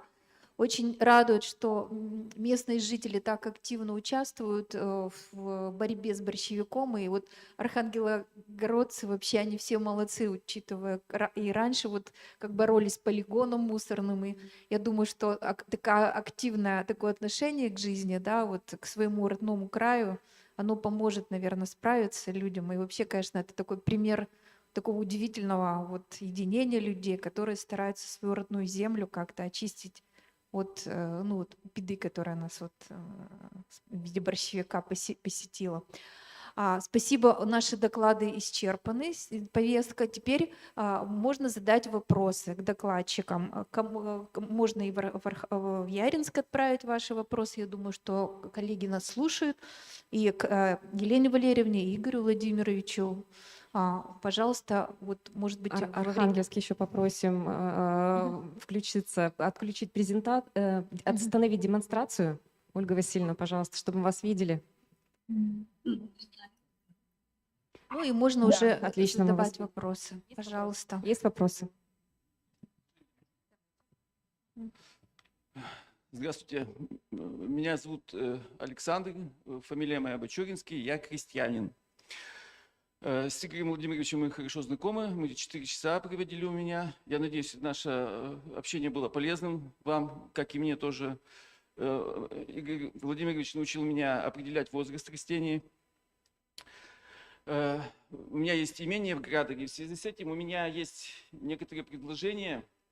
Это создать рабочую группу из числа сотрудников Института биологии, Института агробиотехнологий, Министерства сельского хозяйства, Россельхознадзора, Россельхозцентра, здравоохранения, и чтобы обязательно были привлечены журналисты для выработки стратегии, потому что мы все знаем, что у нас ресурсы ограничены, и нужно вырабатывать стратегию по, я говорю, вытеснение борщевика Сосновского. Мне не нравится слово «борьба», я с ним не борюсь. У меня есть, кстати, после тех 1,5 лет, которые пришли, я продвинулся дальше намного, у меня там изменения. На моих 5 гектарах земли борщевик Сосновского уже в прошлом году не упало ни одного семечки. Вы понимаете, как это важно. И в связи с этим у меня предложение следующее, второе. Это вот это место сделать площадкой экспериментальной, чтобы вытесним сначала в деревне Градер борщевик Сосновского. Я в прошлом году подвергся незаконному административному преследованию даже на этом пути, когда был. Иван Федорович мне задачу такую поставил. Как же, говорит, вы помните, наверное, да? Как же мы будем в захламленных местах. Но я решил там убраться, территорию, которая была смежная с моей, и получил административное преследование за мелкое хищение. Вот. Ну, суд меня оправдал. И вот для выработки, значит, и еще третье предложение, это инициировать выкапывание борщевика Сосновского в городе Сыктывкар. Я как один из членов Народного совета города Сыктывкара имел попытку достучаться до главы города Голдина, но он не услышал. Он мне рассказывал, что борщевик такой сладкий, а Гонтарь сказал, что очень тяжело выкапывать будет коммунальным работникам. Хотя вы знаете, что выкапывание одиночных или единичных растений, как уж правильно донести это, не знаю, это основной путь. В городе с 240 тысячами человек это вообще реально. Вот эти три предложения мои. Ну и по поводу токсичности глифосата, я в своих методах вытеснения борщевика не использую глифосаты. И хочу вам дать ссылку на статью «Токсичность и канцерогенность глифосата». Это обзор научной литературы оценки Европейского Союза. И у них вывод – это Международное агентство исследования рака. У них вывод такой. Интерпретация того, что глифосат вызывает рак, является достоверным. Но нельзя исключить случайность, предвзятость и смешение. Это научная литература, как мы любим. Так. И хотел еще обратиться к Елене Валерьевне по поводу, когда я вас внимательно слушал, я записывал, и по поводу поликарпика. Я как понял, они образуются, да, когда проявляются признаки поликарпичности, когда по поводу поликарпичности. К биологу. Нет, это мое наблюдение, я хочу всем это озвучить, что это в результате как раз кошения, когда корнестебель недостаточно истощен, и вот я такие находил в тех местах, где многократно было кошение. И вчера вот у бассейна уже борщевик тоже просыпается, там небольшая совершенно локация, можно организовать волонтерские группы и этот борщевик там выкопать с легкостью, без применения гербицидов. Ну, еще по поводу крутин, тоже у меня такое наблюдение, что в первый год, когда взрослое генеративное растение сбрасывает семена, на следующий год ведь борщевика не видно, там видно только вот этот сухой стебель. На следующий год тоже не видно, потому что луговые травы, они, как правило, его покрывают, и мы увидим борщевик только на 3-й, 4-й год, он уже будет явно. А до этого растения будут эти ювенальные. И, конечно, вот очень важно проводить, чтобы семена дружно всходили. Я провожу провокацию. Стратифицируются они, это поверхностная обработка. Не глубокая обработка, как рекомендуют, а поверхностная обработка. Александр, да. мы не успеем на все вопросы ответить. тогда. Вы, Ладно. может быть, Всё. в порядке дискуссии. Всё. Давайте мы на часть Всё. вопросов ответим, Мои потом еще предложения, продолжим. это как будем рассматривать? Мгм. Всё. Пожалуйста, коллеги, может быть. Мгм. Мгм. Пожалуйста, микрофон. Это аудитория, которая... Здравствуйте, меня зовут Эльвира. Я бы хотела добавить, можно привлечь Центр занятости населения. Там люди безработные бывают, вот там на 10 дней обязательно работать, да. Можно их привлечь вот именно по вытеснению этого борщевика. Ну, то есть очень много на самом деле структур, которых можно привлечь к этому и действительно выкапывать этот борщевик. Я возле своего дома куст увидела в том году. Все, спасибо. Спасибо за вопрос. Вопрос такой, конечно, Александр, мы про него знаем, и я даже рядышком напротив живу, удачи у меня, вижу, как он там старается, и как ребята там, волонтеры стараются. Можно я скажу, потом вам вопрос, хорошо? Мгм. Вот. Но вот ваш посыл по поводу того, что создать общественную организацию или совет при администрации, наверное, или это, наверное, должна быть инициатива, скорее всего, даже не сколько научного центра нашего, да, то есть мы здесь, наверное, не очень компетентны, да, для того, чтобы сейчас такие вещи решать, вот. Но, в принципе, у нас Я думаю, что и в агроинституте, и в институте биологии сотрудники, которые занимаются этим вопросом, и для которых это, ну, теперь и научные исследования, и отношение там к природе родного края, и этот объект, мы все стараемся как-то решить эту проблему, да, сами когда-то ее создали тоже, те же ученые. Вот. И я думаю, что никто не откажется войти. Но насколько мы компетентны создавать такой вот, ну, то есть можно с таким, ну, не знаю, вот какой у нас статус сегодня, мы просто ведь беседуем, да, как бы о проблемах. Можно написать, наверное, какое-то обращение, да, по результатам вот нашего с вами заседания. Я думаю, что никто из коллег не откажется войти в такой совет с какими-то полезными практическими результатами, ну, с представлением материалов исследований или какими-то рекомендациями тоже, потому что опыт гораздо ну, длительный по времени и с научным подходом. Вот. Поэтому, Александр, вот, я думаю, что должно быть обращение, наверное. Елена да? Николаевна, Мгм. да, мы со своей стороны, как Национальная библиотека, можем предложить следующее тоже. Обращение направить в волонтерские центры, волонтерам обратиться, и, возможно, тоже желающие найдут, и в этом проблеме это помогут. Активность у нас растет, и вот общественные организации, ну, вот объединились, я знаю, что очень активно работают с проблемами отходов ребята, и учитывая, что, ну, то есть у нас другие задачи немножко, да, в научных учреждениях, то есть, ну, мы всегда готовы, у нас любой сотрудник активно, ну, и вот в разных движениях принимают участие, и исследования проводят по запросам, мы пишем самые разные справки там, и даем какие-то комментарии, рекомендации. И вот Игорь, может быть, может тоже Игорь Владимирович сказать, что ну, с администрацией, наверное, были какие-то встречи и беседы, да, или...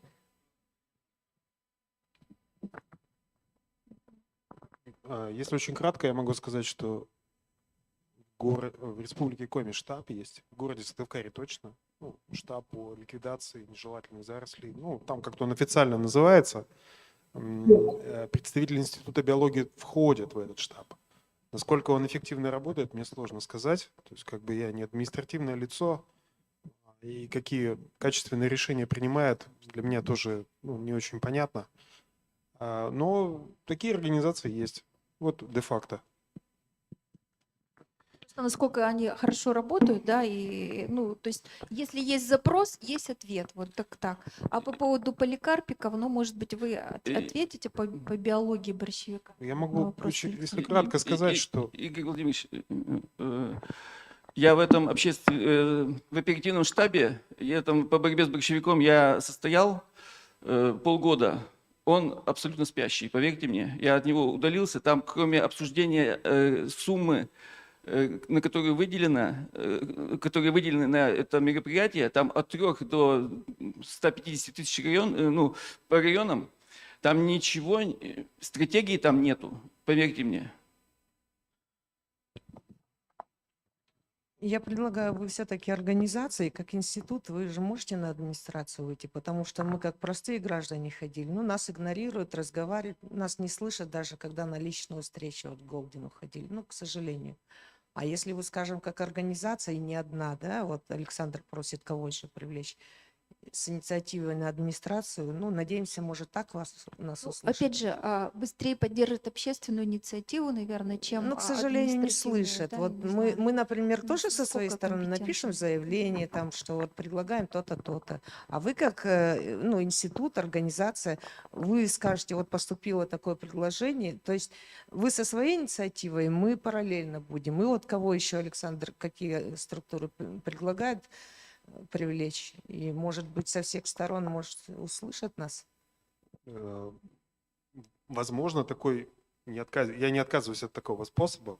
Вполне вероятно, это будет работать. Ну, мне сложно. Наверное, нужно как-то так договориться о встрече в институте, Да. обсудить этот вопрос, написать, ну что нужно написать. Мгм. Адреса, наверное, известны, пароли и явки. Ну да. Поэтому Ну, это возможно Иван сделать. Федорович у нас наш директор сейчас новый в чате. То есть каждый как со раз своей стороны. Вы со этим своей, вопросом мы- активно занимается с научной точки зрения. Я думаю, он с удовольствием общественную такую инициативу поддержит и можно какой-то, да, ну там, или рабочую встречу провести, если есть такой посыл и желание, почему бы нет? Потому что обычно, да, у нас общественность борется своими способами, правильными или неправильными иногда, Каждый да, свое да, направление в ученые итоге, да. своими, да, и при этом считают, что, ну, ученые там где-то там вот, ну, своими какими-то делами там высоко в облаках летают, а на самом деле ведь мы такие же люди, я также живу вот в том же Градере, и эта проблема Ну меня да, тоже хочется, касается чтобы трава лично, росла, а да. не борщевик. Поэтому, то есть, ну, вот, нужны какие-то шаги. Для нас, наверное, тяжелее, потому что у нас есть свои определенные задачи, да, и когда мы начинаем куда-то в другую сторону двигаться, нам могут сказать: Нет, что ты но- тут работаешь? Нет, вы Вот, поэтому, напишите, скажем, вот мгм. поступила такая инициатива, мы вот Мгм. поддерживаем, мы Мгм. со своей стороны, Мгм. другие, Вот, другие, чтобы да. инициатива Чтобы со поступила, всех нам сторон. нужно какой-то запрос прислать в Мгм. Институт биологии. То есть вы можете, мы на любое письмо, у нас приходят письма, мы объясняем,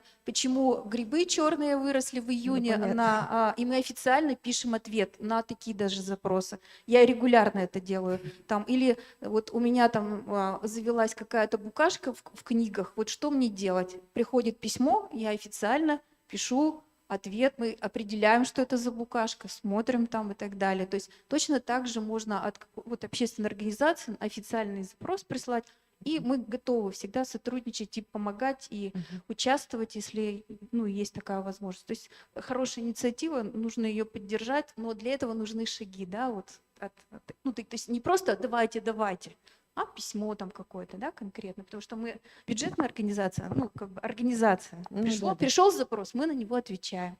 Вот.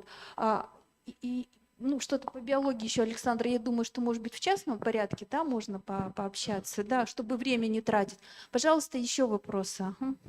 Так, добрый день всем. Очень приятно, что в основном у нас здесь защитники ШИЭСа, то есть мы научились бороться, и сейчас вот вытесняем борщевик, да?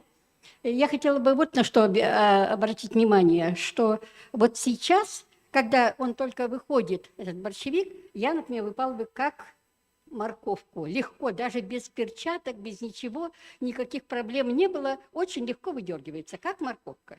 Но если это запустить, вот этот период, то потом уже очень трудно вытаскивать. Вот. Это первое, на что я хотела обратить внимание. Потом то, что вот общественную организацию собрать, никаких проблем нет к организации клубов. Вот у нас, например, есть клуб НИК с 4 буквами, 2 буквы К, и никто к нам не придирается. К клубам не придираются. То есть не надо там писать особо, расписывать устав там и так далее.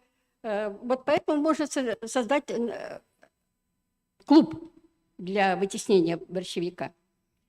Это второе. И хотела бы, в общем, прямо сегодня вот организовать вот этот клуб и договориться о встрече, чтобы написать официальный запрос в Академию наук. Прямо вот не тратить время, потому что сейчас весенний день год кормит. И каждый день сейчас дорог для вытеснения борщевика. Вот такое мое предложение прямо сейчас остаться, кто заинтересован в этом, и создать прямо сейчас клуб и ну, хотя бы накидать это примерный запрос. И можно этот клуб организовать при библиотеке. То Да, есть, при библиотеке раз можно, она да. выступила с инициативой, да, Да, такой, да, то есть есть где ага. собраться, есть где обсудить, я не знаю, Да, как да, это да. далее. Особенно понедельник не очень занятый в библиотеке, да? Так или нет? Я не могу решать по поводу клуба, да. Поэтому здесь все, которые инициативные люди, активные у нас остались, поэтому я предлагаю после мероприятия, чтобы не задерживать других слушателей, да, остаться и уже пообщаться и порешать то, что мы сегодня какой-то итог должны все равно определить. А можно мне вопрос еще Яринску задать, да? Да, Вот конечно. скажите, пожалуйста, у вас какой-то есть клуб или как вот вы собрались и решили чистить свой Яринск от борщевика? Вот как это все произошло? Насколько быстро? Давайте я отвечу. Чистая Яринск общественная организация, она создалась как общественная организация, создалась стихийно, когда борьба с... Нет, когда прошла борьба с ШИЭСом, шиэской свалкой. И Ну вот многие из нас, кто-то ездил на ШИЭС, кто-то остался. Здесь мы проводили здесь очень много работы, что является по тестированию, плакаты были, митинги были. И у нас же районный центр, вот эти московские гости, московские захватчики, вот не раз было, говорили о том, что ну а сами-то как живете? И мы говорим, что мы представили и говорили, что вот убирайтесь отсюда с ШИЭСа, а свои проблемы мы решим. Когда закончился ШИЭС, мы не расстались, это ШИЭСская группа. А сначала, значит, решили организовать РСУ, а на следующий год, например, на следующий год, 3-4, наверное, месяца, у нас объявили выборную кампанию в депутаты, то есть населения. Чистый Яринск решил целой компанией, целой командой идти на 10 мест сельского поселения, депутатских мест, идти своей командой. У нас было 7 человек, 3 человека коммунисты и 3 человека чистых, Яринска, 7 человек. И вот в этот период, 21 год, как раз вот мы, кандидаты в депутаты, нам предложили, что а давайте, вот такая проблема есть населения, это борьба с борщевиком.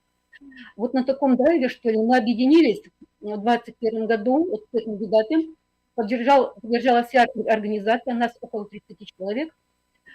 И мы поняли полезность, вот это, что это востребовано у жителей, что это нужно, это очень ужасно. Выборы прошли, мы все 7 человек прошли в депутаты поселения. Ну и теперь уже, конечно, вот так как мы имеем и уже ответственность за жизнь своих жителей, своего поселения, мы, конечно, эту работу не бросили. И его продолжаем, и будем продолжать работать. Ну, работаем мы, конечно, все депутаты, которые поселения есть, наши общественные организации. Я хочу сказать, что просто так организация YouTube, я думаю, что это будет как-то очень сложно увлечь людей. Мы пришли, мы уже озадаченные, понимаете?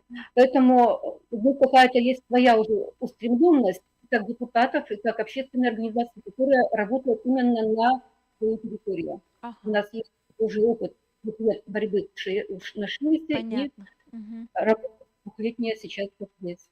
Спасибо большое, Ольга Васильевна. Вот на ваши вопросы, видите, то есть тут чисто общественная организация работает, да, активные люди и плюс подключились депутаты. Да? Наши депутаты, не знаю, как к этому отнесутся, но вот пример того. И я думаю, что очень важно, чтобы вот в каждом таком селении, да, вот сейчас поедешь в деревню, там, где заброшено, конечно, это печальное зрелище, да, потому что вот у меня, как у бабушки тоже деревня, я приехала, я не узнала, то есть она вся в этом борщевике, потому что никого не осталось в ней. Вот, и когда вот есть люди, которые неравнодушны, которые готовы вот это делать и менять, вот тогда и будет результат. И пока вот это мы не донесем до каждого человека, да, который живет на своей земле, там, на даче, там, где-то в деревню там ездит летом, верно, эту проблему, какие-то государственные, вот сейчас штрафы платят, например, да, поможет это, я вот не знаю. Скажите, может быть, вы... Спасибо, что дали мне еще раз слово. Насчет штрафов, это все-таки обязывает организации следить за своими территориями и производить кошение, то есть не распространение борщевика. А по поводу борьбы с борщевиком хочу сказать, что все перечисленные способы борьбы с борщевиком актуальны, потому что мы не можем охватить единовременно все территории. Но весной мы работаем на единичных растениях, на отдельных территориях, да? При подрастании зеленой массы мы начинаем работать гербицидами на истребительные меры, я про истребительные меры, гербицидами на других территориях, где сплошные уже заросли, да? Третье, мы третьи территории сдерживаем для того, чтобы они не смогли обсемениться в этом году, например, да, мы их обкашиваем. Четвертые территории, где не производилось обкашивание, мы собираем, значит, зонтики, да, как я уже говорила. Но обратите внимание, что там зонтики есть цветущие и зонтики, которые уже начинают формировать растения. Ой, извините, семена. Так вот, в какой стадии формирования семян мы срезаем этот зонтик, надо понимать, это семена дойдут до полной спелости или нет. Если не дойдут, я вот Архангелогородском хочу сказать, что, может быть, и не надо их складывать в мешке. Можно их просто в одном месте сложить и наблюдать за результатом, взошло там что-то или нет. Уже экономия на мешках будет. Вот. По поводу зонтиков. Центральный зонтик, он, вы знаете, да, первым начинает цвести, затем образуются там потихоньку семена и выбрасываются боковые зонтики. Так вот, если единовременно мы срезаем, то, смотря на какой стадии, можно полностью цветонос срезать, и там не будет никаких семян. Можно боковые срезать зонтики полностью вместе с ножкой, которая держит зонтик, а центральный зонтик обрезать по маленьким зонтиком, чтобы эти семена не образовались. То есть подходы абсолютно разные должны быть. И пятое или шестое, я уже запуталась, не исключать вспашку участков. Если можно пахать участки, то надо их пахать. 1 год, 2 года, и борщевика на тех участках не будет. Следить, про буферную зону очень хорошо говорили сегодня, Игорь Владимирович, следить вот как раз за этой буферной зоной, чтобы не было снова заселения борщевиком. С глубины 20 сантиметров никакие семена не смогут взойти. Я думаю, даже с глубины 10 сантиметров семена борщевика не взойдут. Поэтому вместо пакетов, в принципе, можно их складывать в какой-нибудь котлован и зарывать землей. Но это если техника есть. Вот. Ну, все, что хотела, сказала. Спасибо. Спасибо. Еще, пожалуйста, из зала вопросы. Что сказать, что я езжу по селам в Республике Коми, 102 села уже посетила, и вот есть пример такой очень хороший для всей республики. Нившера, Богородск, Большой Луг. Но Большой Луг там уже, он ближе к дороге, поэтому там есть проблемы, может быть, возникли, может быть. Потому что в последнее время там не была. Но в Нившере ни одного борщевика. Вообще по этой дороге от Большой Луга до Нившеры ни одного борщевика. Хотя в Нившере высаживали в свое время борщевик, но так как в этом году Богородск отказался, в общем, от высаживания борщевика, партийный работник, глава партийной организации был наказан за то, что отказался выполнять директивы партии. Вот они вообще не посадили. А Нившера посадила, но, видя, как хорошие дела проходят в Богородске, Нившера на следующий год отказалась тоже садить борщевик, и они перепахали 3 раза, говорят, поле. И у них сейчас вообще нет борщевика, вообще ни одного, нигде. Они говорят, мы очень тщательно следим. То есть вот на такой огромной территории, это огромнейшая территория от Большой Луга до Нившеры, и нет ни одного борщевика.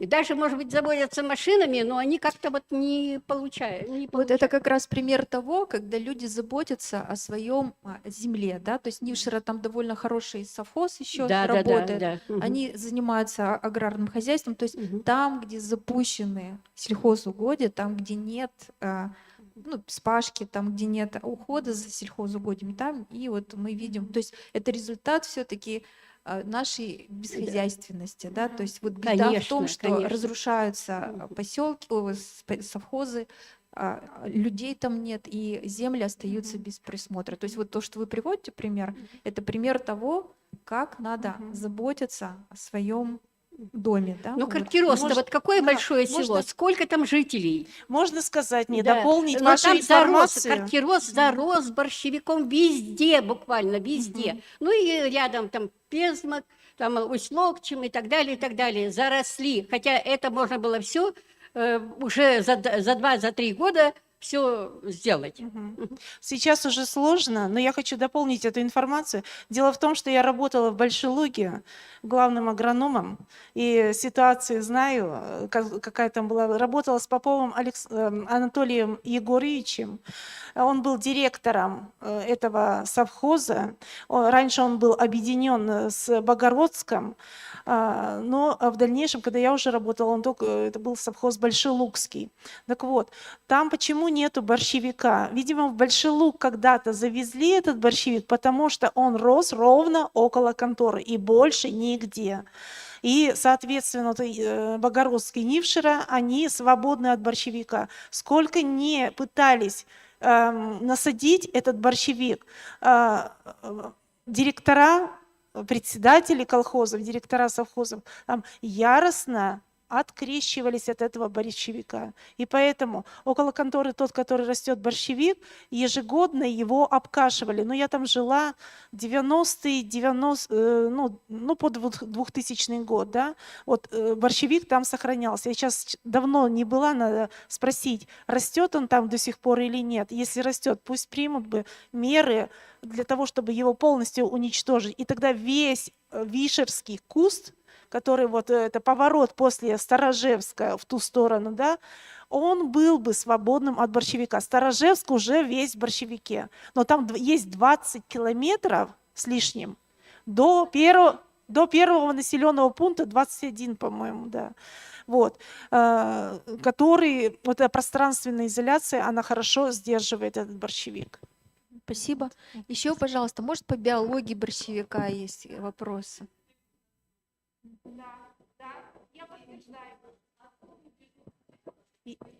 Я подтверждаю, что там крысы не живут.